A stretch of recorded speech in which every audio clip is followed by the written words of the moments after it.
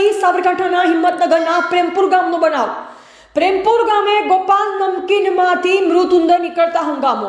નાના બાળકને ગાંઠિયા ખાતા થયા ઝાડા ઉલટી। બાળકને દાવડ હોસ્પિટલમાંથી મેળવી પ્રાથમિક સારવાર। ગોપાલ નમકીનમાંથી મૃત ઉંદર નીકળતા હડકંપ। ગોપાલ નમકીન આરોગ્ય બાદ ઝાડા ઉલટી થયા હોવાના પરિવારે કર્યા ગંભીર આરોપ। સમગ્ર મામલે હાલ બાળક સારવાર હેઠળ। મહત્વના સમાચાર સામે આવી રહ્યા છે। સાબરકાંઠાથી સાબરકાંઠાના હિંમતનગરના પ્રેમપુર ગામનો બનાવ। પ્રેમપુર ગામે ગોપાલ નમકીનમાંથી મૃત ઉંદર નીકળતા હંગામો।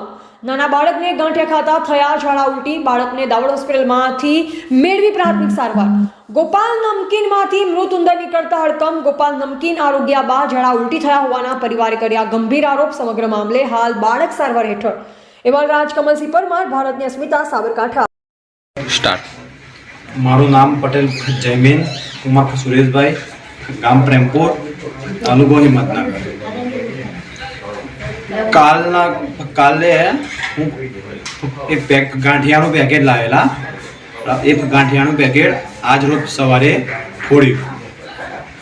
તો એ ગાંઠિયા પેકેટ ફોડતા મોટું પેકેટ હતું, એ ગોપાલ કંપનીનું પેકેટ હતું। તે સવારે ફોડ્યું તો ફોડતાની સાથે થોડા પહેલાં વાટકીમાં કાઢ્યા।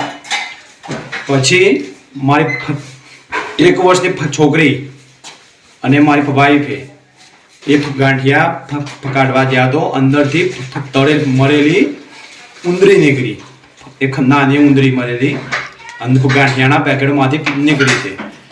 એ મારી છોકરીને ગાંઠિયા ખાઈ હાલ અત્યારે બીમાર પડી છે। વોમિટિંગ, ઝાડા ઉલટી થઈ। તો હું રિપોર્ટ કરી આવ્યો જૈન સિવિલ દાવડ અમારે બાજુમાં છે, ત્યાં ગાડી ઇન્સ્પેક્શન જેવું થયું છે અને રિપોર્ટ પણ છે, બરાબર।